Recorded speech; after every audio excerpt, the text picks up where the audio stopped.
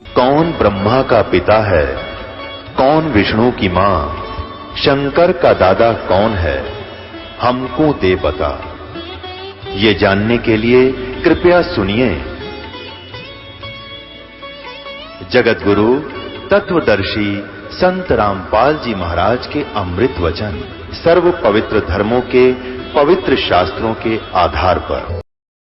इन मूर्खों ने यह भी नहीं मालूम कि संत कैसे होते हैं। वो बहुत सियाना बनकर अपने मन के अंदर अंदर ये विचार कर रहा है और सोचा है कि मैं अच्छा बेवकूफ सो छोटी सी बात को सुनकर आंख मीच के 500 किलोमीटर यानी 150-200 मील चले आया और देखियो मेरे को महात्मा मिला। अपने अंतःकरण को कोस रहा है, अपनी आत्मा को कसोट रहा है कि मैं महामूर्ख हूं, किसे होके कहने से और सच मान के इतनी दूर धक्के खाने आ गया। मेरे आज खूब खोटे लगे। अब बंदी छोड़ तो अंतर्यामी थे, उन्हें पहले पता था कि इसके मन में क्या धारणा आली, तो सभी वहां पर जो बैठे मौजूद भगत जन थे उनको सबको भेज दिया किसी ना किसी कार्यवश, और आपको अपने आप को कहने लगे कि मेरे लिए एक बाल्टी पानी की रख जाओ, मैं स्नान करूंगा। तो भगत जियों ने वहां के दो सेवक थे, एक बाल्टी पानी की रख गए और महाराज स्नान करने लगे अपना धोती बांध के। स्नान जब कर लिया तो स्नान करने के बावजूद जो सूखी धोती थी दूसरी धोती बदली, तो महाराज जी ने एक उंगली का ऐसे दूर कर ली, हाथ से न्यू कर लिया। ऐसा महसूस हो रहा कि जैसे इसका कोई चोट लगी हुई है। राम राय वहां पर बैठा था, उसको कहने लगा, भाई राम राय, प्रथम तो महाराज ने नाम भी नहीं पूछा था उसका कि तेरा क्या नाम है, और उनका स्वाभाविक नाम ले दिया कि राम राय, एक बार आना भाई, मेरे हाथ का चोट लगी हुई है और मेरी यह धोती बांध दे। धोती के ऊपर एक और धोती का हिस्सा जिसको अड़बंद कहते हैं रोहतक की भाषा में, हरियाणा की, यानी ये 3-4 जिला में तो ये अड़बंद कैसे, यानी धोती के ऊपर का जैसे समझ लो एक अलग से कपड़ा बांध ले, लेकिन वो कपड़े का ही एक हिस्सा मजबूतीकरण की खातिर बेल्ट की तरह बांधा जाता है। तो वो कहने लगा, इस मेरे अड़बंद को आप अपने हाथ से बांध दीजिए, मेरा हाथ काम नहीं करता। अब वो उठ करके और धोती का ऐसे कपड़ा बांध रहा है, तो वह धोती महाराज के शरीर के अंदर से निकल कर और उस धोती के हिस्से का गांठ लग जाती है। अब राम राय ने सोचा कदे तेरे धोखा लग गया हो, फट खोली दोबारा, और सतगुरु ने मुंह एक तरफ कर लिया कि जानू देख ही नहीं रहे हो। तो उसने फिर जल्दी से दोबारा फिर बांधा, फिर इसी प्रकार गांठ लगाने लगा। गांठ बंदी छोड़ गरीबदास जी के शरीर में आकर पार हो गया धोती, और धोती का गांठ लग गई। तीसरी बार फिर किया, तीसरी बार कर लिया। जो बंदी छोड़ कहते हैं, राम राय, अरे मैं तो एक साधारण सा व्यक्ति हूं भाई, हम तो एक छोटे से जमींदार व्यक्ति हैं, और आप पे यह गांठ नहीं लागी रहे, की बात होगी। अब राम राय एकदम सहम जाता है, और तेरे की ये तो पूर्ण परमात्मा है, ये तो सिद्ध पुरुष है, चरणों में गिर जाते हैं। न्यों का भगवान मुझे मालूम नहीं था, हे सतगुरु हम तो अज्ञानी जीव हैं, मेरे मन की जो धारणा कुछ और थी मालिक, आपने मेरा भ्रम दूर कर दिया। सतगुरु महाराज कहने लगे, भाई एक ना भूला दो ना भूली, या भूली सब संसारी। ये सब संसार के उलझेड़ा से तेरा कसूर नहीं भाई। प्रथम तो हम राम नाम नहीं चाहते, राम नाम चाहते भी हैं तो भगत जी हम कुछ और ही धारणा बना रखी है। संत का होना कोई वेशभूषा से नहीं होता राम राय, संत कोई लाल कपड़े पहन लेने तो नहीं हो जाता, गढ़ में माला डालन मात्र से राम परमात्मा का की उपलब्धि उसको नहीं हो जाती, ना ही धोने पर बैठने से भगवान प्राप्ति होती है। परमात्मा की पाने के लिए एक साधारण सा तरीका है जो कि हम बताते हैं। तो वो कहता है, सतगुरु मैं इतनी दूर से आया हूं और आपकी अमृतमयी मुखवाणी से, आपकी अमृतमयी वाणी से, आपके मुख कमल से सुनना चाहता हूं मालिक, अगर आप मुझे योग्य समझे तो कुछ सतगुरु समझाने की कोशिश कीजिए। तो बंदी छोड़ ने उसका नाम झुमकरा रख दिया कि झुमकरा। भाई झुमकरा क्यों रखा उसका नाम? कि उसका मन झूम रहा था, वो डगमग था बेचारा, बहुत विचलित था, तो इसलिए उसको झुमकरा कहा।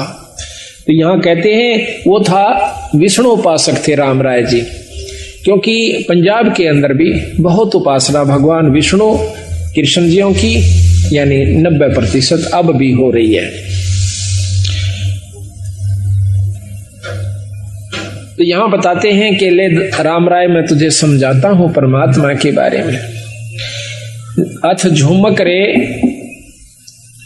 पृष्ठ नंबर 670 सतगुरु गरीबदास महाराज की वाणी के ग्रंथ साहिब का पृष्ठ नंबर 670। नाभ कमल में बैठिए रे झुमकरा, चल बंक नाल के घाट सुनो रे झुमकरा। अब शरीर के अंदर प्रवेश करके उसकी सूरत को अपनी शक्ति से सतगुरु महाराज कहते हैं कि नाभ कमल में बैठिए रे झुमकरा, चल बंक नाल के घाट सुनो रे झुमकरा। नाभि कमल अंदर सूरत समो और नाभि कमल है सुंडी के पीछे ने, इसमें चलिए और वहां से फिर बंक नाड़ एक नाड़ी से पतली सी उसके महा का प्रवेश जब ये सुरत करती है वह नाड़ी सुरंग के समान लगती है। जैसे दूरबीन को उल्टी तरफ से देखा इतनी होती है, वह कम से कम 20 फुट लंबी नजर आया करे और बहुत चौड़ी नजर आवेगी दूरबीन। हम ये लेवल मशीन होती थी हमारे महकमे में, उसको जब उल्टी तरफ देखते थे वह इतनी होती है एक बिलात की, और उल्टी तरफ से देखते तो वह कम से कम 10 फुट की इतना चौड़ा लंबा उसका विस्तार नजर आया करता था उस लेंस के कारण। इसी प्रकार जब ये आत्मा ये जीव उस बंक नाल में प्रवेश करता है तो फिर ऊपर को यानी इन हड्डी के बिल्कुल साथ साथ अंदर की तरफ रीढ़ की हड्डी जिसको मेरुदंड भी कहते हैं, इसको कड़का बांस भी कहे से, इसके साथ साथ से अंदर की तरफ चलती है। उसमें काफी बंक है, ऐसे नो मोड़ के कभी यूं भी घूम जाती है मेरुदंड के साथ से, कभी सीधी चल रही है, कभी यूं मुड़ जाती है, कभी यूं घूम रही है, इसको बंक नाल कहते हैं। ये कई प्रकार की हैं। इस हर एक शरीर की न्यारी न्यारी बंक नाल है।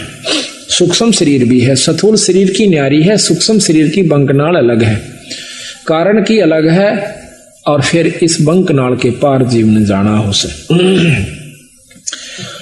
नाभि कमल में बैठिए रे झुमकरा, चल बंक नाल के घाट सुनो रे झुमकरा। इला पिंगला फेरिए रे झुमकरा, उतरो ओगट घाट सुनो रे झुमकरा। इला इला नाड़ी है बाई और पिंगला है दाई। इला पिंगला फेरिए एक प्राणायाम करना पड़ता है जिसमें पहले इला से सांस लीजिए, फिर पिंगला में छोड़ दीजिए, फिर उल्टा ही पिंगला से वापस लीजिए, वापस फिर इला से छोड़ दीजिए। एक प्राणायाम हो गया। इसको ज्यादा करने से वो सुषुम्ना का यानी तीसरी जो नाड़ी है जहां से जैसे ये सांस गया फिर दूसरा वापस है, इनके बीच में एक और सुराख से, यानी ये नाक दोनों तरफ से जैसे अपना यहां पर बंद है, ये आगे जाकर के थोड़ा सा अंदर में घुस जाता है। अंदर में घुस के इसके अंदर आर पार स्थान है, जैसे को पशु का नकेल गाल दे नाक फोड़ के और उसमें सुराख, ऐसे इसमें बीच में सुराख है एक बहुत बारीक, और उस सुराख में फिर एक और सुराख है जो ऊपर न चढ़ता है, वो सुषुम्ना द्वार है। तो वहां कहते हैं सुषुम्न स्वरत लगाइए रे झुमकरा, वो खोलो बजर कपाट सुनो रे झुमकरा। अंदर जो वस्तु है वो वहां से शुरू होगी। वो अंदर बजर कपाट से और वो सतगुरु के नाम की कृपा से खुल सकते हैं। योगी लोग अपनी साधना से खोलते हैं, बहुत वर्ष बीत जाते हैं और नाम की कृपा से, सतगुरु की रजा से इस नाम का इतना प्रभाव होता है, अंतःकरण साफ होकर ये रोम रोम करनाने लग जाएगा। आत्मा समय समय पर रह रहकर ईश्वर को रोना शुरू कर देगी तो समझो आपका सब कुछ खुल गया, सुषमना भी खुल गई, ब्रह्मरंध्र भी खुला हुआ है। तो जब तक प्रेम जीव में नहीं आता तब तक मुक्ति का अधिकारी नहीं होता। जब सत्संग सुनकर उसकी आंखों में तो पानी नहीं पड़ रहा है या सुमरण करते हुए अंतःकरण में उसमें ठेस नहीं लग रही है तो भक्ति प्रवेश नहीं हो पाई है। कोशिश कीजिए और ज्यादा। नाम सुमरण आप कर रहे हो तो सुमरण अपने जगह जमा हो चुका है, आपका हो रहा है, लेकिन अभी कमजोरी फिर होगी। उसका एक और तरीका, फिर सेवा कीजिए। आप सेवा करके देखियो किसी धाम पर अपने बंदी छोड़ के पर अपनी सत्संग में हाथ से सेवा करके देखना, और हो सके तो बर्तन तक साफ कीजिए, हो सके तो जूते तक भी साफ कीजिए, फिर देखना आपका सब कुछ खुल जाएगा। पर ये काम नहीं हो, ये होगा जो बात बनेगी। हम एक बार दिल्ली गए हुए थे, अभी 5-6 महीने हुए, फोटोओं के सिलसिले में एक गुरुद्वारे में चले गए। हमने ये चंवर लेना था। उस गुरुद्वारे जब हम जाते हैं तो हमारे जूते निकलवाए कि जूते निकाल दो जी। जूते निकाल करके टोकन दे दिया और एक ने जूते लिए हाथ में। प्रथम तो उसने साफ किए, माथे से लगाए, फिर दूसरे को दे दिए कि वहां रख दिए, फिर उसने अपने रुमाल से जो लाया हुआ था साथ उससे साफ किए। रुमाल को भी मत्थे से लगा और हमारे जूतों को भी मत्थे से लगा करके, और एक खोखा सा बना हुआ था जूतों का अलग से, उसमें धर दिया। अब क्रिया तो वो कर रहे थे और शरीर में गुदगुदी मेरे हो रही थी कि बंदी छोड़े। ऐसा भाव जब हो जावे तो फिर बाकी कुछ नहीं रहता और सही नाम मिल जावे। तो इतना ये सब व्यवस्था बनाने के लिए इस सत्संग की आवश्यकता पड़ती है, ऐसे समागमों की आवश्यकता पड़ती है। अभी तक हमने क्या देखा है कि हम कभी सत्संग में जाते नहीं, जाते हैं तो सिर्फ एक मुश्किल से अपना फॉर्मेलिटी सी करके चले आते हैं। लाभ तो उसका भी है, ऐसा नहीं है, लेकिन वही बात आओ, जितना गुड़ गिरेगा उतना मीठा होगा। यही कारण से थोड़ा सा हिम्मत करो, क्योंकि सबसे बड़ा हमारा अभिमान अहंकार राक्षस है। जब हमने मत्था टेक दिया, जब हमने लंबी डंडौत ही कर दी, फिर कसर कौन सी राख ली? उसके बावजूद फिर अकड़ काहे की?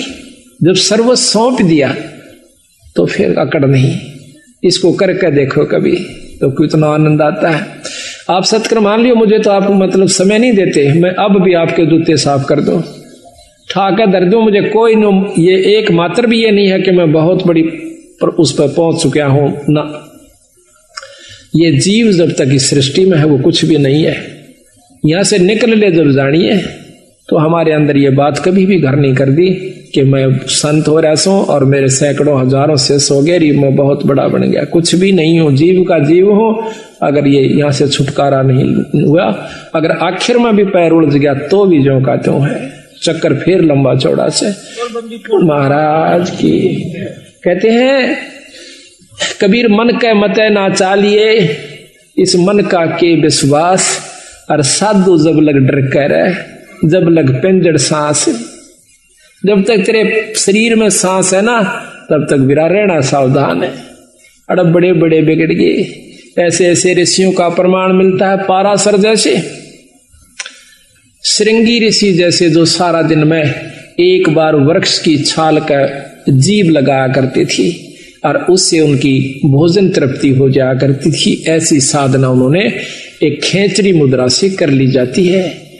अब कबीर गरीबदास जी ने बताया कि देख भाइयों के रोला से एक खेचरी मुद्रा होती है, उसको जीभ अपनी उठाकर और वापस लगाई जाती है तालू के ऊपर।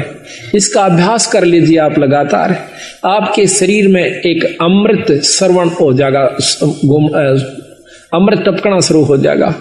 इस तालू के ऊपर या जीभ से ऊपर लटके से ना इसके ऊपर एक अमृत सरोवर है, उसमें अमृत है हमारे शरीर में, पानी सा है।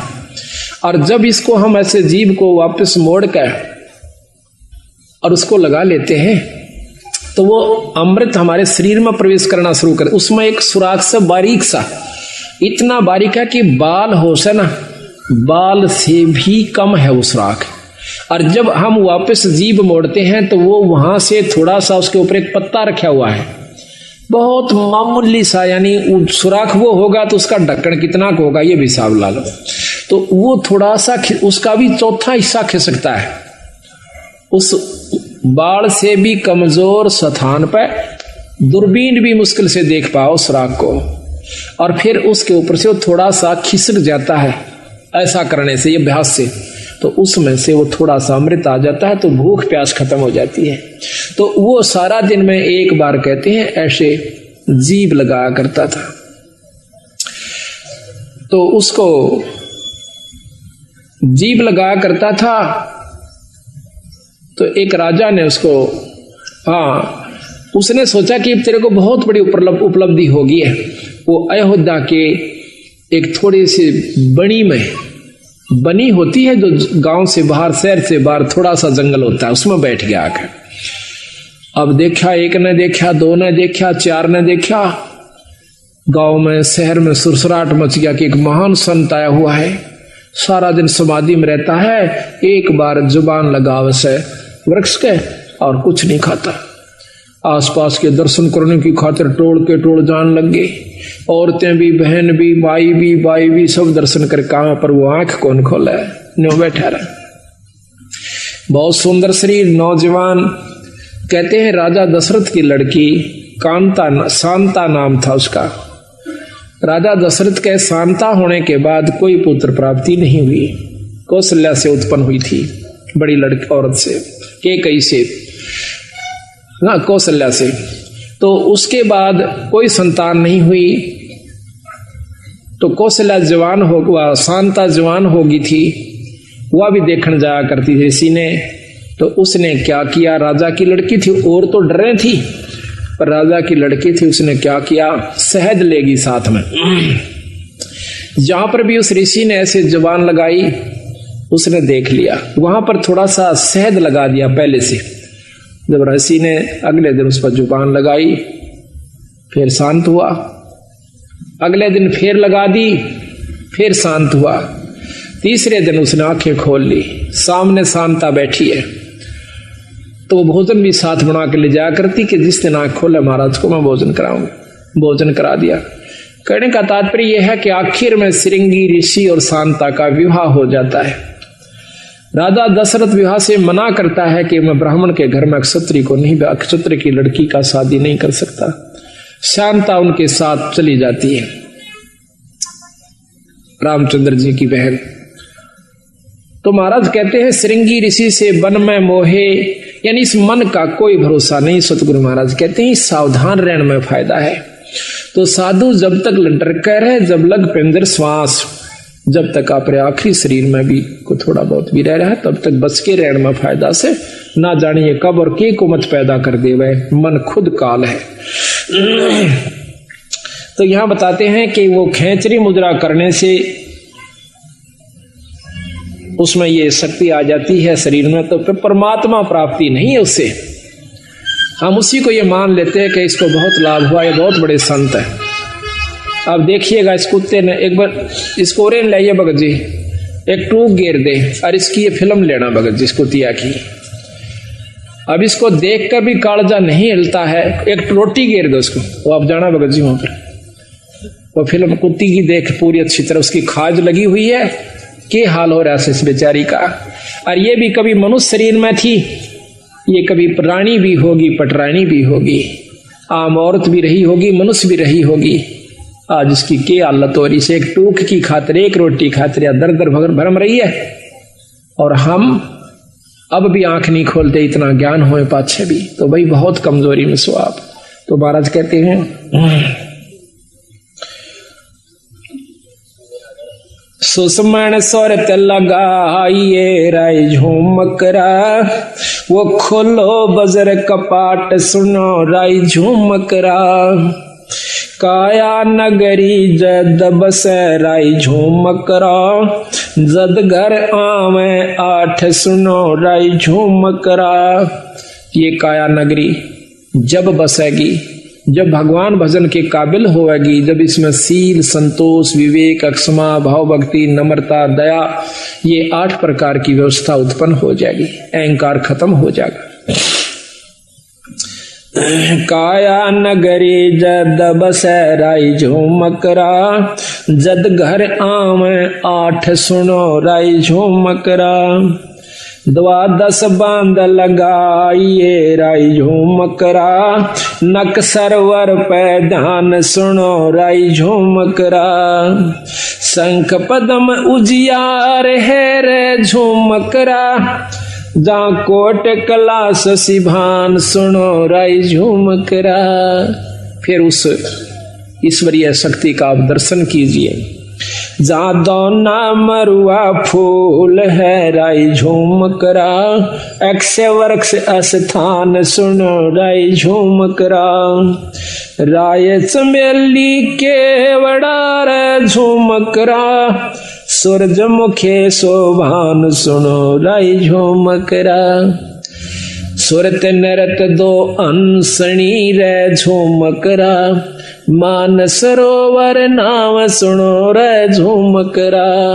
के अंदर जब आप जाओगे, अंदर ईश्वरीय शक्ति की आपको झलक होना शुरू होगी। अब कोई तो शुरू में ही प्रकाश नजर आता है, कोई भी इष्ट है, कोई भी देव है, उसका प्रकाश होता है। योगी जन या साधक जन, भगत जन, एक बार थोड़ी सी ऊपर झलक हो जाती है किसी प्रकाश की, किसी इष्ट की, तो वो सोच लेता है कि मैंने बहुत कुछ प्राप्ति होगी। तो कहते नहीं, अभी तो बहुत ऊपर जाना है। जैसे 0 के बल्लभ का भी प्रकाश होता है और 60 के बल्लभ का भी प्रकाश होता है, 100 का भी, मरकरी का भी, 1000 वाट के का भी, पर उसमें अंतर होता है। इसी प्रकार हर ईष्ट में, हर परमात्मा में ब्रह्म, पारब्रह्म, पूर्ण ब्रह्म, इन सब मंत्र बताया सतगुरु महाराज ने कि जब तक आप पूर्ण ब्रह्म से नहीं आपका संपर्क होगा, वो भक्ति नहीं मिलेगी, तब तक आप मुक्त नहीं हो सकते। लेकिन अभी तक जो ये झलक दे रहे हैं, जो झुमकरा को, राम राय को ज्ञान था 3 लोक की भक्ति का, वही बता रहे हैं।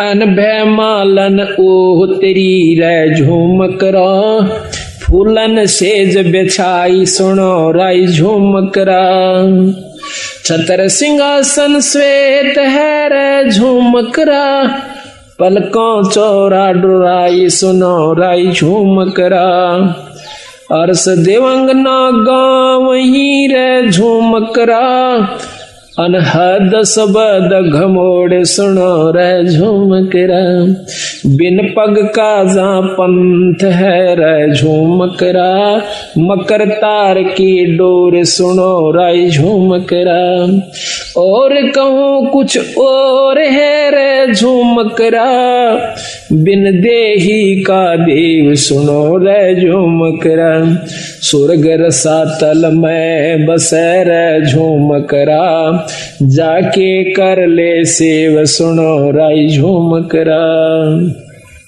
तीन चरण चंता हमणी राई झूमकरा, गर्दन गरीब मरोर सुनो राई झूमकरा।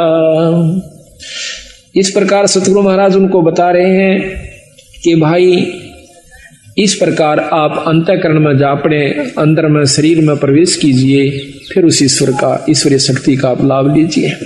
अगर जब तक आप ये लाभ नहीं पाओगे, तब तक ऊपर की बातें तय पूर्ण लाभ प्राप्ति नहीं होगा। केवल पाठ मात्र से भी लाभ नहीं है, केवल आपको धाम पर जाने से भी लाभ नहीं होगा, केवल सत्संग मात्र कराते रहने से ही लाभ नहीं होगा, जब तक आप अपने अंतःकरण में झांक कर नहीं देखोगे। लेकिन इन सारा के बिना ये काम नहीं हो सकता। ये कार्य सारे जरूरी हैं। खेत को पहले संवारा जावा से, उसको संवार करके फिर बीज बोया जाता है। बीज बोने के बाद भी उसकी बहुत संभाल करनी पड़ती है, जब जाकर के हम उसकी पूरी परिपक्व फसल ले सकते हैं। इसी प्रकार परमात्मा के नाम पर लगने से पहले सत्संग की आवश्यकता होती है।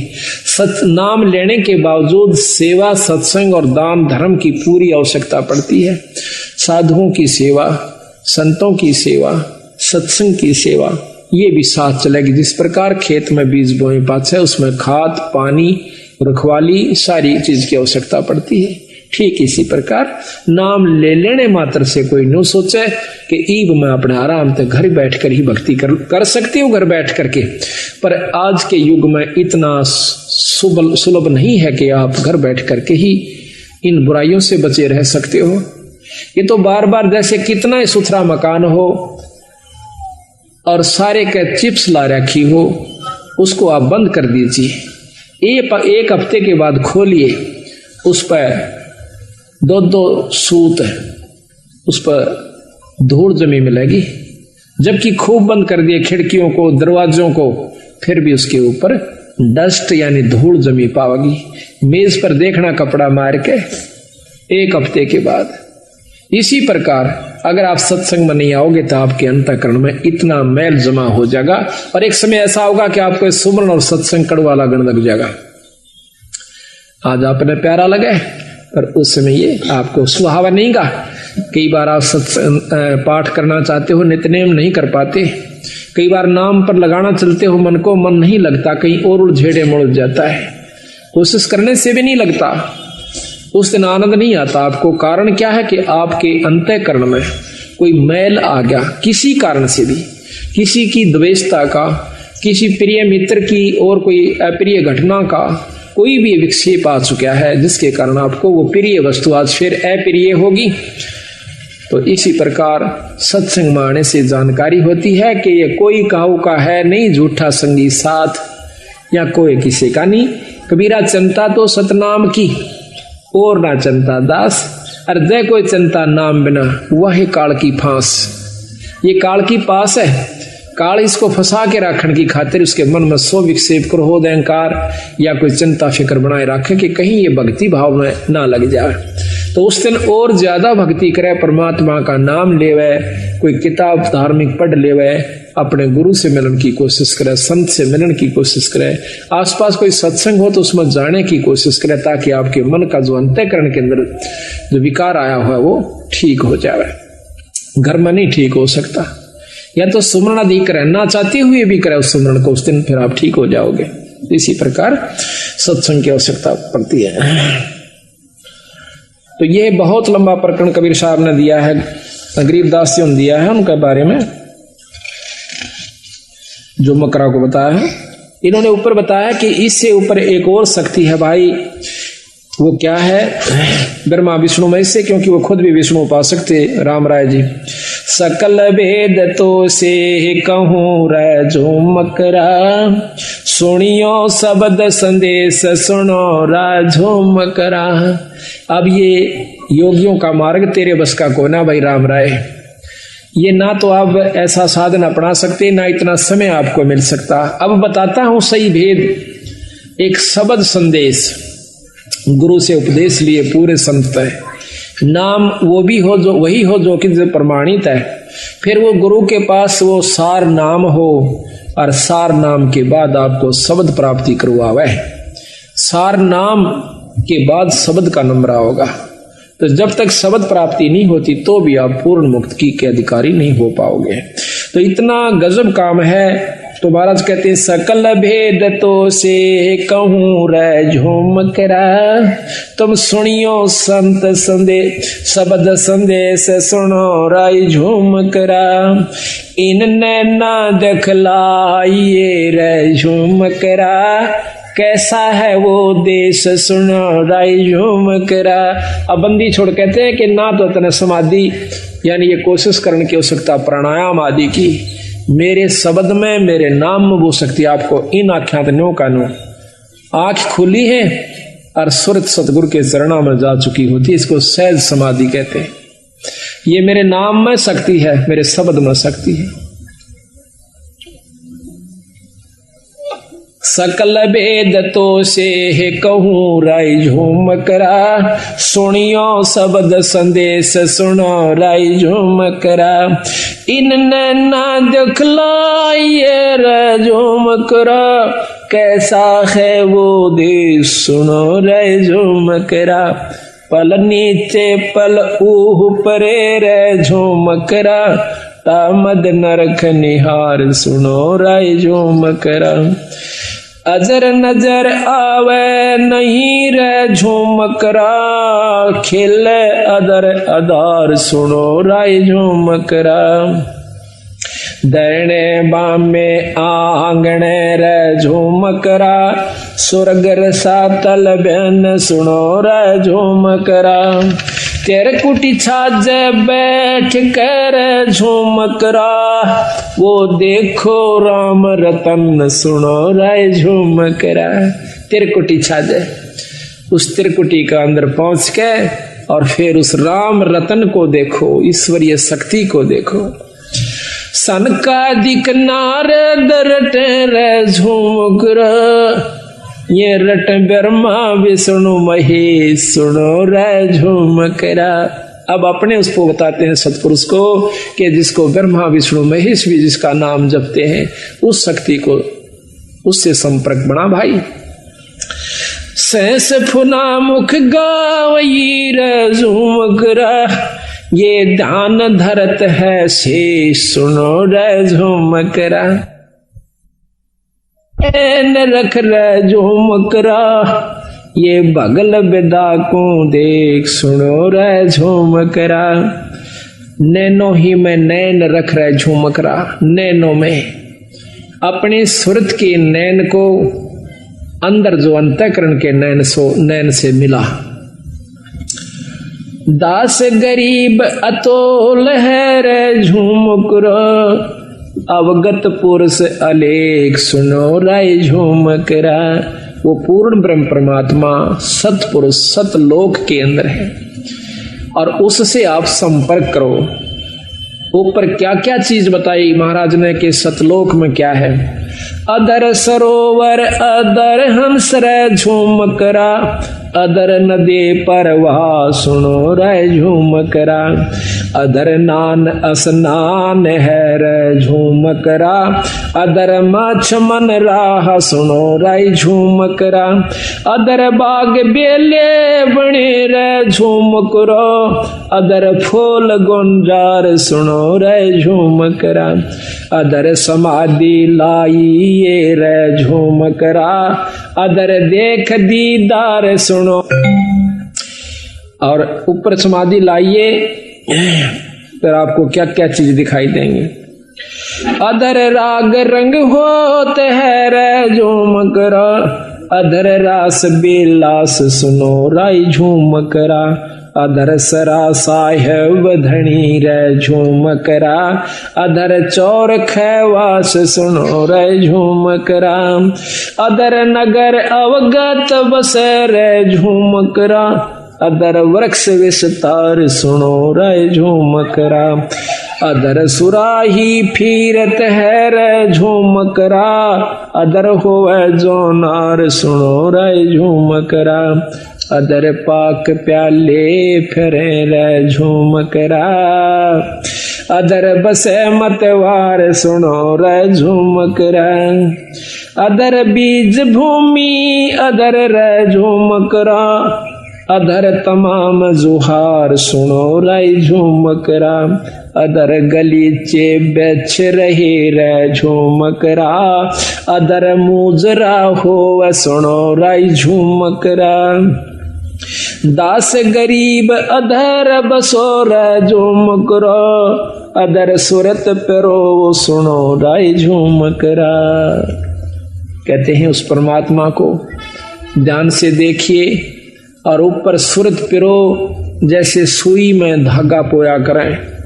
कितनी सावधानी से उसको करना पड़ता है। तो इस प्रकार सुरत को महाराज कहते हैं ऊपर पिरो। तो जब उस राम राय के बहुत लंबा प्रकरण से आध पौन घंटे का मार्ग बहुत न्यारे न्यारे विस्तार से सतगुरु महाराज ने इसमें दे रखा है। हर चीज के हर पहलू के ऊपर उसको बताया। फिर वो प्रश्न करता है कि महाराज कि हमने तो ब्रह्मा विष्णु महेश इन्हीं शक्तियों की जानकारी थी, लेकिन महाराज आपने तो बहुत कुछ बताया है, इसके बारे में हमें ज्ञान नहीं। तो क्या कहते हैं, भाई पूरब देश हमारे है रे झूमकरा, कोई न जाने भेव सुनो राय झूमकरा, गगन मंडल में रहते है रे झूमकरा, बिन देही का देव सुनो रे झूमकरा, अनहद जंग बजा वहीं रे झूमकरा, है जंदा जगदीश सुनो रे झूमकरा, सिर पर सायब सत्य है रे झूमकरा, आया विश्वे बीस सुनो रे झूमकरा। इस प्रकार महाराज ने बताया है कि वो परमात्मा सतपुरुष उस सतलोक में रहता है जिसके पढ़ने से जीव की, जिसको पाने से जीव की पूर्ण मुक्ति होती है। फिर उसने पूछा है राम राय ने कि महाराज भगवान विष्णु और भगवान शंकर, ब्रह्मा जी, माता जी, ये भी परम शक्तियां हैं। उन्होंने बताया कि हाँ शक्तियां हैं, पर भाई ये तीन लोक की परम शक्तियां हैं, ये तीन लोक के मालिक हैं, तीन लोक के अंदर ये पूर्ण समर्थ है। पर तीन लोक की जो व्यवस्था है इस ब्रह्मांड की, वो सुन लीजिए। अपने किए हुए कर्म का जीव भोग भोगता ही रहेगा, जन्म मरण भी होता रहेगा, आपकी मुक्ति नहीं हो सकती। तो राम राय कह नहीं महाराज, मुक्ति तो चार, चौथी मुक्ति, चार मुक्ति हो जाती है। तो चारों मुक्तियों का वर्णन करते हुए बंदी छोड़ कहते हैं कि चौथी मुक्ति के योगी जन कहाँ जाते हैं? परम चौथी मुक्ति है, वो ब्रह्मलोक में चले जाते हैं। और आप पढ़ के देखिए, इसमें शक्ति पुराण में साफ लिखा हुआ है, और सुख सागर है एक बहुत अच्छे संत के द्वारा रचित, उसने लिखा है कि जो योगी जन बहुत अच्छी समाधिस्थ होकर के और बहुत अच्छी साधना कर लेते हैं, वो ब्रह्मलीन हो जाते हैं। ब्रह्मलीन कैसे होते हैं? ब्रह्मलोक को चले जाते हैं, जो निरंजन का लोक है, जिसको महास्वर्ग कहते हैं। उसमें अपनी की हुई कमाई को खाए के कोई 10 लाख वर्ष, कोई कई युगों तक, और चौथी युग मुक्ति ऐसे होती है जब तक ये महाप्रलय नहीं होती तब वो स्वर्ग में रहेगी वो जीवात्मा। और जब उसकी यह चौथी मुक्ति खत्म हो जाएगी, वो फिर जीव रूप के अंदर इस मृत मंडल में ऐसे चक्र काटेगा जिस प्रकार आज हम काट रहे हैं। तो राम राय कहने लगे महाराज इसका कोई समाधान नहीं है कि ये जीव मुक्त हो जाए। अक है भाई, पर वह कड़वी दवाई है, तुम ले नहीं सकते। है आसान पर कड़वी दवाई है। कड़वी क्यों महाराज? कड़वी न्यू है कि तुम जिस रंग में रंग चुके हो इससे ऊपर नहीं उठ सकते। हम इन शक्तियों का आदर करते हैं, हम इन शक्तियों का यथोचित आपको लाभ व स्थान बता रहे हैं, और वही आपके शास्त्र बता रहे हैं।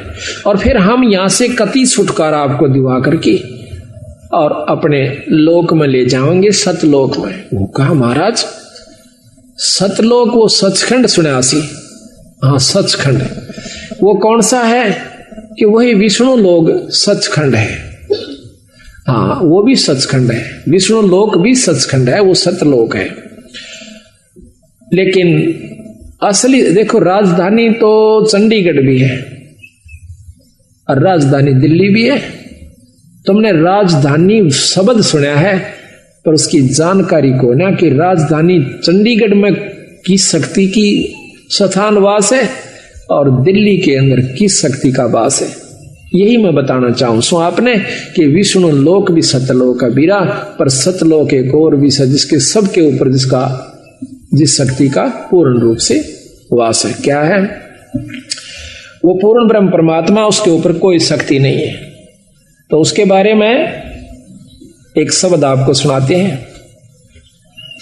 निर्विकार निर्भय तो ही और सकल भय माने जी साधो, और सकल भय मान सब पे तेरी तेरी साहिबी, सब पे तेरी साहिबी, तुझ पर साहिब ना, निर्विकार निर्भय, निर्विकार निर्भय तू ही और सकल बेमान, ए जी साधो और सकल बेमान।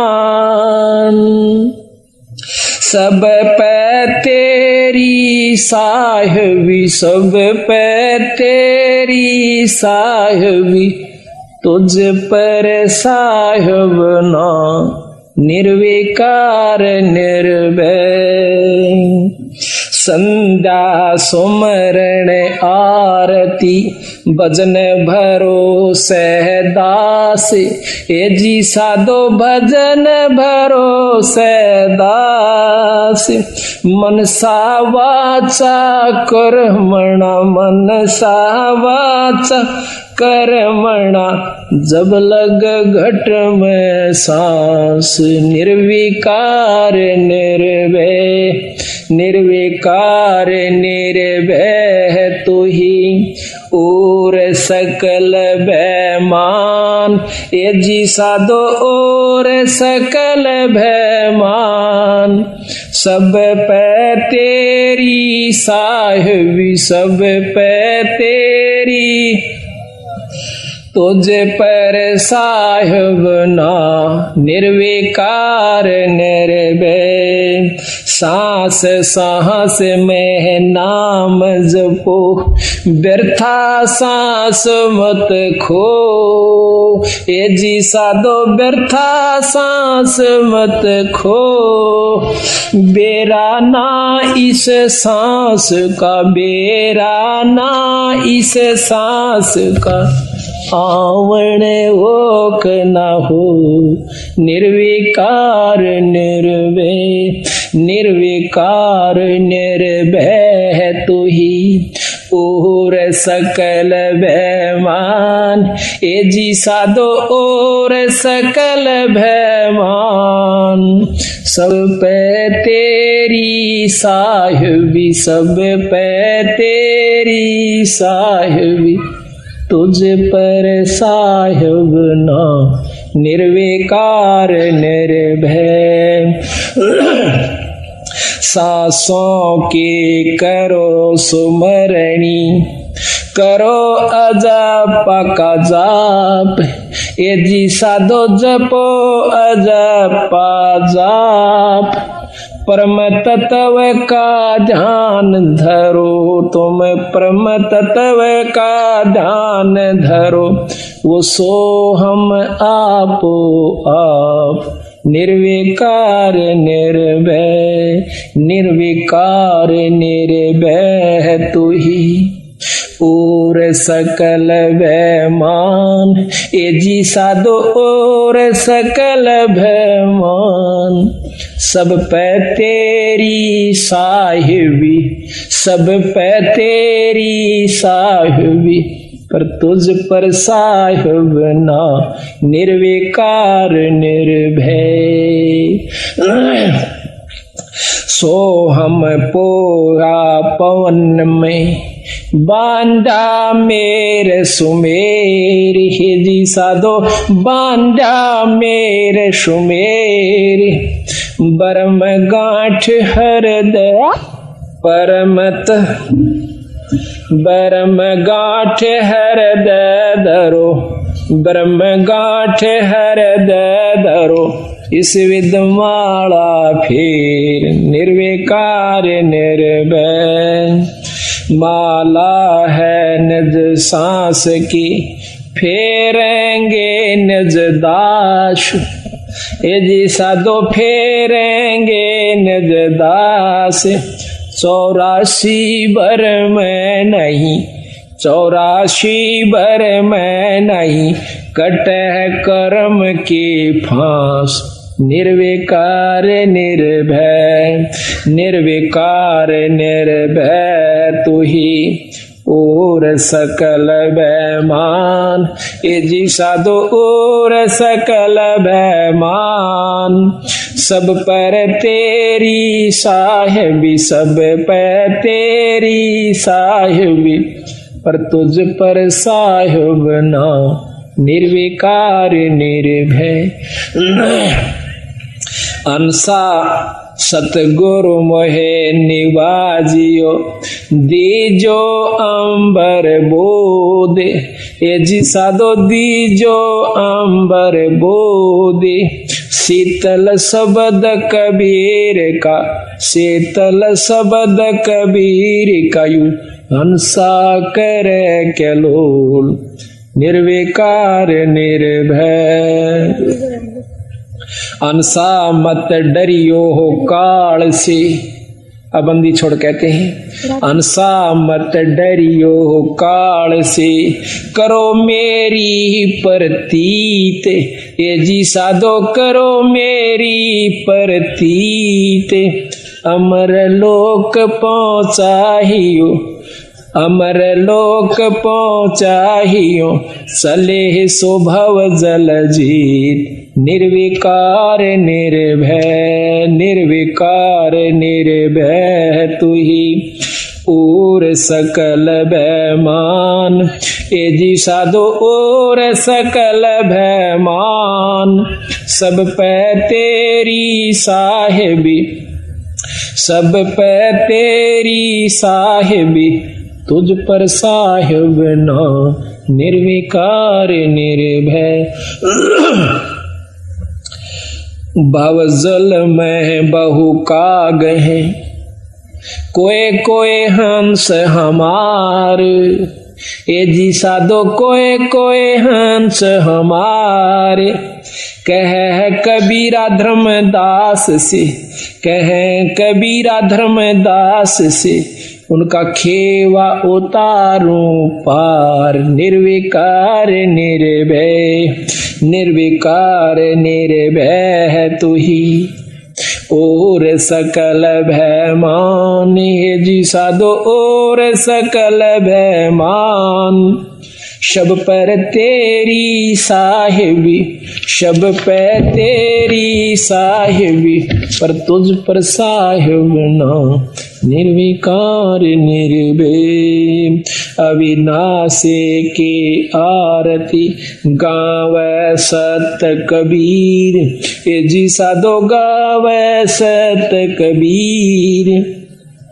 कह कबीर सुर नर मुनि, कह कबीर सुर नर मुनि, कोई न लागे तीर।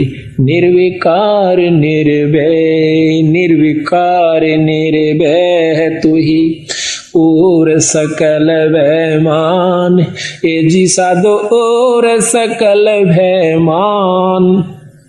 सब पे तेरी साहिबी, सब पे तेरी साहिबी, तुझ पर साहिब ना, निर्विकार निर्भय। अब देखो बंदी छोड़, इसमें सारा वेद देगी।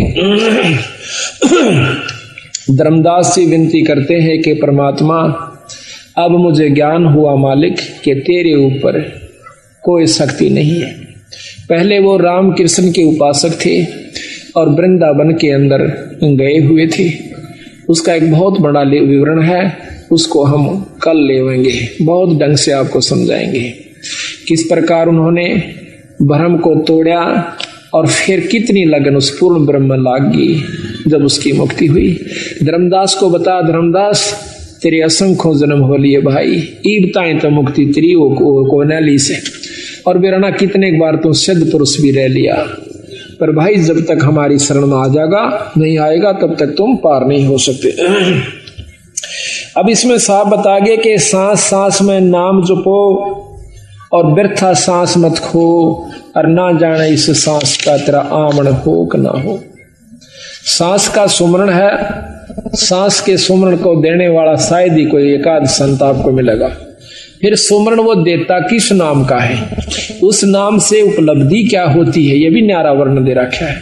फिर सार नाम की आवश्यकता पड़ती है, फिर सार शब्द उससे प्राप्ति करवाई जाएगी जब उस जीव का छुटकारा होगा यहाँ से। अरे हम माड़ी सी बात को लेकर के और अपने मन में सोच लेते हैं कि बहुत भक्ति कर ली, बतेरी बार सत्संग में जा चुके हैं, अब ज्यादा की आवश्यकता नहीं है, अपनी घर में भक्ति कर लेंगे। घर में जरूर करो पर सत्संग को मत चूको। साल में 6 महीने में 2 महीने में जब भी आपको मिल जाए तो अवश्य सत्संग में आइए और पूर्ण लाभ आपको प्राप्ति होगी। तो इसी प्रकार जब हमने पूर्ण ज्ञान होता है तब इस बात में की जानकारी होती। थोड़ा सा भ्रम विदूषण का अंग आपको सुनाएंगे सतगुरु का। चाबी थोड़ा सा पहले ये लेते हैं, करियो भाई, हॉर्न रखना का।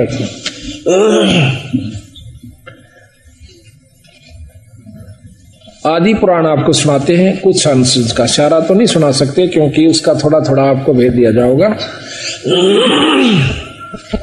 आदि पुराण से इस बात की पूर्ण रूप से जानकारी हो जाती है कि बंदी छोड़ कबीर गरीबदास जी पूर्ण परमात्मा थे। उन्होंने आज से लाखों वर्ष पहले की रामायण को लिख दिया। सतयुग के अंदर जो व्याख्या हुई है, जो जो संत हुए उनके पूरा प्रमाण उन्होंने हमें दिया। और गीता जी को लिखा, 18 पुराणों का समावेश अपने वाणी के अंदर कर दिया। और इस वाणी के पाठ मात्र से कितना लाभ हो जाता है इसका आपको पूर्ण लाभ हो ज्ञान होगा।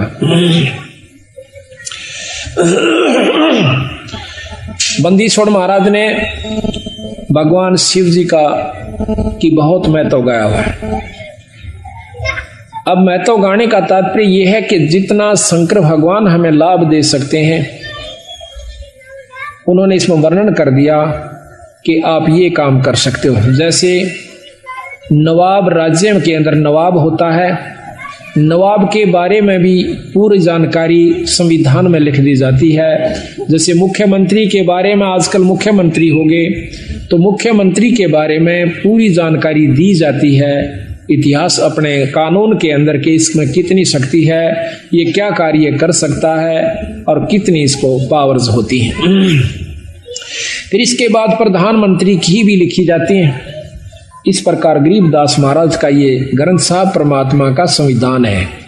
इसमें जिस इष्ट की जितनी शक्ति है वह खोल कर लिखी है और उसका लाभ बताया है और फिर उसकी हानि बताई है।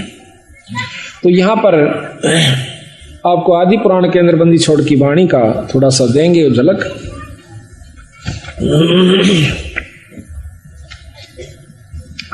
अब थोड़ा सा रामायण का झलक आपको सतगुरु की वाणी के अंदर। रामचंद्र और लक्ष्मण आए, भरत शत्रुघ्न पृथ्वी पर धाये, जाके नाम से लातर जाई, जाकी नारे हरी रे भाई। कि जिनके नाम से पत्थर तिर गया और उसकी पत्नी को उठा लिया गया। जिनके नाम से लाते जाई, जाकी नार हरी रे भाई। जाके हनुमान अधिकारी, पवन पुत्र बलवंत बहुबारी। जाके अंगद और सुग्रीमा, साज चढ़े दल बादल खीमा। जाके जामवंत बलवंता, रिच और बंदर चढ़े अनंता। जाके नल और नील संगाती, सरवर बांध लिए बहु हाथी। जा दिन अंगद सला फेराई, रावण दूत सभी थे भाई। जिस दिन अंगद ने अपने पैर रख दिया उस दिन नौ कहे वो रावण के निरे दूत थे। शिला के ऊपर पत्थर पैर रख दिया कि मेरे पैर न घुमा दो, तुम ज्यादा योद्धा हो। तो कहते हैं कि रावण के वो सभी दूत वहां पर थे, उनसे अंगद का पैर नहीं हिला। एक दूत टरा नहीं टारा, रावण गर्भ की आसो हारा। अब गर्भ का ऊपर फेर ले आए सतगुरु कि रावण ने अभिमान कराया था अपने भाई बेटे और पोतों का, एक से एक बलशाली भाइयों का और सर्व सोने की लंका का। तो तो कहते हैं उसने गर्भ किया सो हारा। एक दूत टरा नहीं टारा, रावण गर्भ किया सो हारा। जाक पौनी हनुमंत बंका, सो तो कूदा लंक बिलंका। जिन 9 लख बाग उपारा, सो तो डारे दिया मझधारा। 9 लख बाग को पाड़ के और जंग उसमें समुद्र में फेंक दिया सारे को। ये प्रकरण उस समय का है जब हनुमान जी भगवान राम की अंगूठी को, मुद्रिका को लेकर के और सीता की खोज में जाते हैं। तो वहां पर उन्होंने सुराख मिला कि रावण उठा ले गया है शायद, तो उसके अंदर कूद जाते हैं, समुद्र पार कर जाते हैं हनुमान जी। तो सीता एक वृक्ष का नीचे बहुत मायूस हुई बैठी थी। अब वो जाकर देखा कि माता तो यहां पर बैठी हुई है। उसने ऊपर से उसी वृक्ष पर छोटा सा रूप बनाकर हनुमान जी बैठ जाते हैं, ऊपर से मुद्रिका डाल देते हैं सीता माता की गोदी में, झोली में। एकदम उस मुद्रिका को देखकर सीता सहम जाती है कि पहले तो दुख पाड़ से भरा था और ये दुख और भारी हो गया। ऊपर देखे एक बंदर बैठा हुआ, अब एकदम भयभीत हो जाती है, घबरा जाती है कि आज पाड़ का दुख का पाड़ टूट चुका है कि इस बंदर ने मेरे पति को खा लिया है और यह अंगूठी इसका हाथ लागी, इसको लिए फिर था, आज इसने मेरी झोली में घेर दी या मेरे ऊपर पड़ गई। हे विधाता, ये तेरा कैसा लेख है। यूं कह के पूछती है कि हे बंदर, तो ये अंगूठी लाया कहां से, एक बार जल्दी सी बता। अंतःकरण की बात को जान के हनुमान जी नीचे आ जाता है। बोला, माँ मैं भगवान राम का दूत हनुमान हूं और मैं आपकी खोज के लिए आया हूं, चिंता ना करें। हमें मालूम नहीं था कि किसने आपको उठाया है, आज हमें जानकारी होगी है और ईब मैं जाकर भगवान को बताऊंगा, आपको छुटवा ले जाएंगे। तो वो कहने लगा, माँ मैंने भूख लगी है, अगबाई नो करिए, कोई नीचे पड़ा हो ना कोई फल उसने खा लिए, भाई तोड़ के मत खाइए। देख मेरा कोई गुजारा नहीं से और ना मेरी यहाँ पर कुछ बूझ है, ना मैं तेरे अनपान करवा सकती भाई, मैं तो यहाँ मजबूर बैठी सू। तो जब उसने देखा कि देखो राक्षस ने हमारी माँ का क्या हाल कर रखा है, एकदम हनुमान जी का शरण उठी। कहते हैं सारे फल तोड़ गिरे, बगा दिए, तोड़ तोड़ कर खाए, इतने खाए बाकी फेंक दिए। कहते हैं रावण के जो बाग के रखवाड़े थे वो आकर हनुमान जी को मारने लगे, बांदर समझ के जुनसे का पूछ मारा, वो 3 चक्कर काटर गोली हो ले। सारे भाग भाग के राम तो रावण के पास आते हैं, वहां से फिर एक लंबा विस्तार से उसको भेज देते हैं। अंगद उसके रावण का पुत्र था जो मेघनाथ था, उससे फिर उस पर उसके फांस में आ जाते हैं, सिर्फ अपनी लीला दिखाने की खातिर। फिर उसको रावण के दरबार में ले जाते हैं, वहां भी काफी लंबा प्रकरण है। आखिर में वहां भी उनको सब काबू नहीं आते हैं, उनकी पूछ का जो है आग लगा दी जाती है, सारी लंका आपको जला करके, और फिर आखिर में कूद कर और फिर माँ सीता के पास आते हैं अपनी पूछ बुझाकर। वानो बोली रे तने के चाड़ा कर दिया हनुमान, मेरा तो पहले 2 पान जगह नहीं थी। अरे भाई मन तो ये जीर्ण नहीं देंगे, आइयो सो मत आइयो, इतना तो मन खत्म कर देंगे। अक नहीं माँ, इनमें इतनी हिम्मत नहीं है कि आपको कुछ कह दे, आप चिंता मत करो, मैं ईब आया और यो गया और बहुत जल्दी आ रहे हैं हम। तो वहां पर जब हनुमान जी वापस आते हैं तो रामचंद्र जी एक तरफ ले जाते हैं एकांत में हनुमान जी को। हनुमान जी ने कहा महाराज सीता माँ का पता लग गया, एक तरफ ले जाते हैं। अब रामचंद्र जी अपनी सूझबूझ का काम लेते हैं, पहले हनुमान से ये पूछ लूं कि कहीं वो रावण की तो नहीं हो चुकी है। अगर वो रावण की हो चुकी है फिर हम नहीं छुटवाएंगे, फिर क्यों खाम खा दुनिया के लाल मरवाए, क्यों फौज खत्म करी। अगर वो उसकी हो चुकी है तो हम नहीं लावांगे। तो एकांत में जाकर ने पूछा है, हनुमान जी आपने सीता के दर्शन किए महाराज? किए। हनुमान रामचंद्र जी पूछते, हनुमान जी कैसे वस्त्र पाए थे और आपको खाने के लिए राज दरबार में लेके गई थी, क्या वही मंगाया था? रावण के सेज पर वह जाती है कि नहीं जाती है? कैसा हार श्रृंगार कर रखा था? तो हनुमान जी कहते हैं, भगवान अब उसका थोड़ा सा वर्णन आपको सुनाते हैं। यानी एक एक बात इतनी मार्मिक ढंग से गरीबदास से लिख रखी, शायद तुलसी शायद भी नहीं लिख पाए होंगे। यहां पर रामचंद्र जी प्रश्न करते हैं, हनुमान जी उत्तर देते हैं।